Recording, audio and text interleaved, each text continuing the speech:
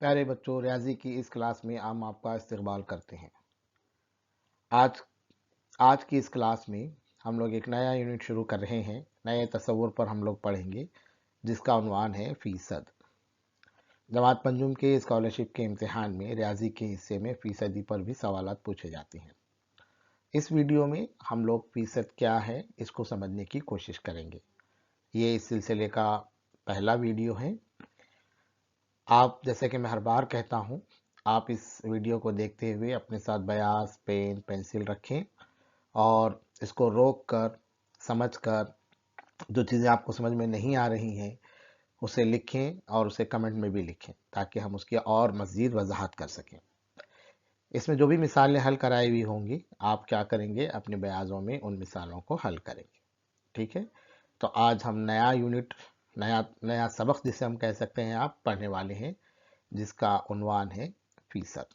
तो चलिए शुरू करते हैं। आप अगर कभी बाजार जाते हैं तो आपने ऐसी तस्वीरों को देखी होगी। कहीं देखी क्या आपने तस्वीरें? अक्सर आते देखो। अभी ऑनलाइन शॉपिंग का भी ज़माना है, ऑनलाइन भी शॉप करते हैं तो लोग बहुत सारे बोलते हैं कि भाई अभी अभी क्या है, डिस्काउंट मिल रहा है, अभी छूट मिल रही है ना। तो ये डिस्काउंट, छूट, उसको जाहिर करने के लिए ऐसी तस्वीरों को आपने देखा होगा। कहाँ देखा है आपने? गौर करें। ऐसे जैसे इसको आपने देखो आगे कि 50% ऑफ, यहाँ पर भी लिखा हुआ है, देखो 50% ऑफ, है ना। और इसमें लिखा हुआ है सेल, है ना, 50, 50%, 70%, 10%। तो ऐसी तस्वीरों को आपने देखा है क्या? कहीं देखा है? गौर कीजिए, बताइए। कमेंट बॉक्स में भी आप लिख सकते हैं कि ऐसी तस्वीरों को आपने कहाँ देखा है। अगर आप बाजार जाते हैं या अगर आप मॉल जाते हैं या ऑनलाइन शॉपिंग भी अगर हम करते हैं तो उसमें ऐसी तस्वीरें अक्सर दिखती हैं। कोई अगर मोबाइल की खरीदी करते हैं तो ये तस्वीरें किस बात को जाहिर करती हैं? ऐसी तस्वीरें आपने तो देखी होंगी, किस बात को जाहिर करती है? तो इन तस्वीरों में देखो आप, एक अलामत भी इस्तेमाल की गई है अददों के साथ, है ना। इन तस्वीरों में एक अलामत, अदद के साथ ये अलामत इस्तेमाल की गई है। ये अलामत हमारे लिए नहीं है।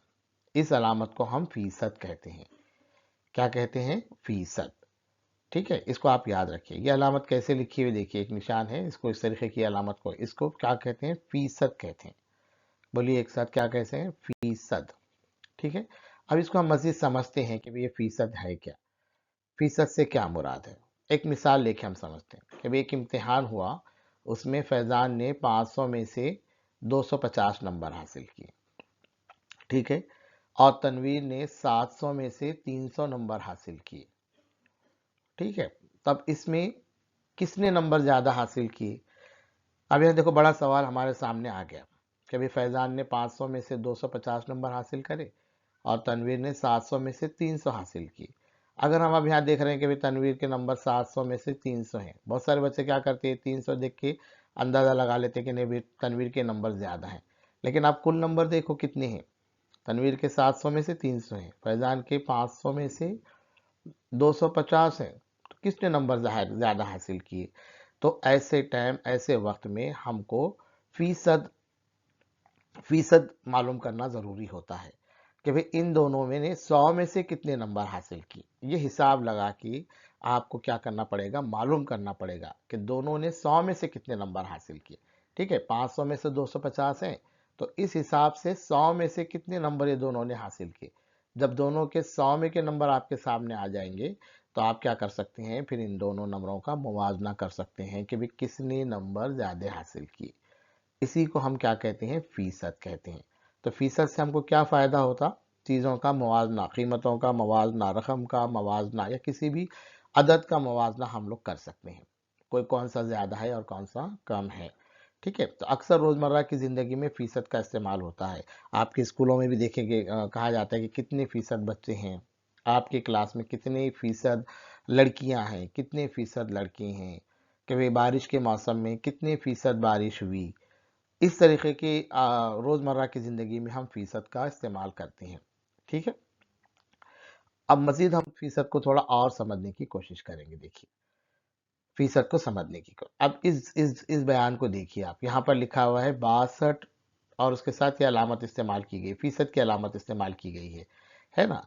तो इसको हम कैसे पढ़ेंगे? 62% पढ़ते हैं। किस तरीके से पढ़ेंगे इसको? 62%।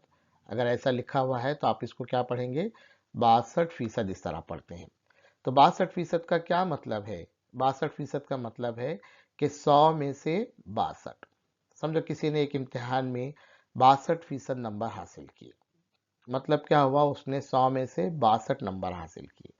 तो इसको और कैसे हम जाहिर कर सकते हैं? फीसद को हम कैसे जाहिर कर सकते हैं? हम इसको कसर में भी जाहिर कर सकते हैं। कसर आपने देखी होगी, अगर कसर आपको नहीं मालूम है तो हमारे कसर के वीडियोस बने हुए हैं, आप कसर के वीडियोस देखें, इसी चैनल पर आपको मिल जाएंगे। बहुत सारे वीडियोस बने हुए हैं कसर के, पूरे वीडियो आप देखकर कसर को समझें। तो अब कैसे लिखेंगे कसर में, आप सोचिए। 62%, इसको कसर में कैसे लिखेंगे? कितने में से कितने? 100 में से 62। तो इसको हम कसर में कैसे जाहिर कर सकते हैं? 62% को कसर में से इस तरीके से आप जाहिर कर सकते हैं। 62% यानी देखो 62/100, मतलब इसका मतलब क्या हुआ? कुल निशान कितने हैं? 100 हैं, और उसमें से कितने मिले? 62 मिले। हमने कसर पढ़ी हुई है, कसर पढ़ी हुई है।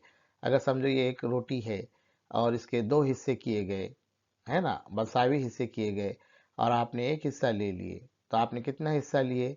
2 में से एक हिस्सा आपने लिया, बराबर है। तो इस तरीके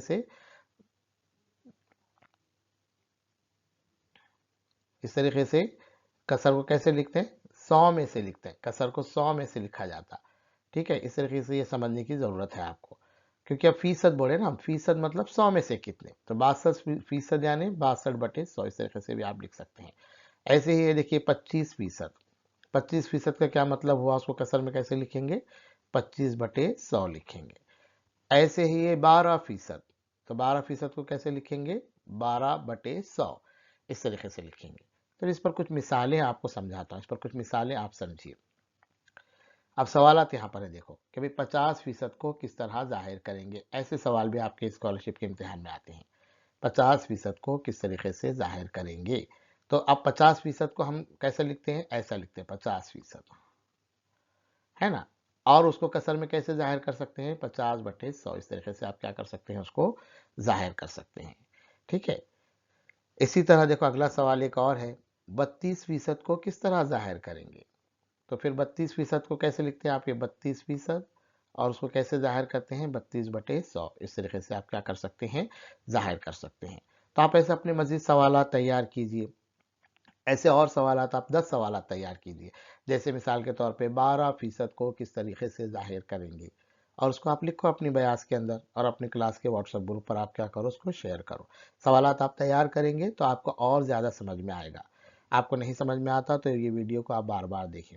बार बार देखने से आपके तसव्वुरात क्या हो जाएंगे? वाज़ेह हो जाएंगे। ठीक है, हमारे अगर वीडियोस आपको पसंद आते हैं तो ज़रूर आप इसको, हमारे वीडियोस को लाइक करें, हमारे चैनल को सब्सक्राइब करें। अगर आप लाइक करेंगे तो हम और मज़ीद वीडियोस बना सकते हैं, है ना। और जो आपके डाउट्स हैं, जो चीज़ें आपको समझ में नहीं आ रही हैं, उसको कमेंट बॉक्स में ज़रूर लिखें। कमेंट बॉक्स में लिखेंगे आपको जो चीज़ें नहीं समझ में आ रही हैं, तो उसकी मज़ीद वजाहत हम लोग क्या करेंगे? करेंगे। ये वीडियोज़ आपके लिए बनाए जा रहे हैं, अपने दोस्तों के साथ भी इसे शेयर करें। और जो चीज़ें नहीं समझ में आती हैं आप ज़रूर पूछें। ठीक है, तो ये सिलसिले का पहला वीडियो था। अब अगले वीडियो में हम क्या करेंगे? जो स्कॉलरशिप के इम्तिहान में जो सवालात आते हैं, उन सवालात की मशक करेंगे। ठीक है, थैंक यू।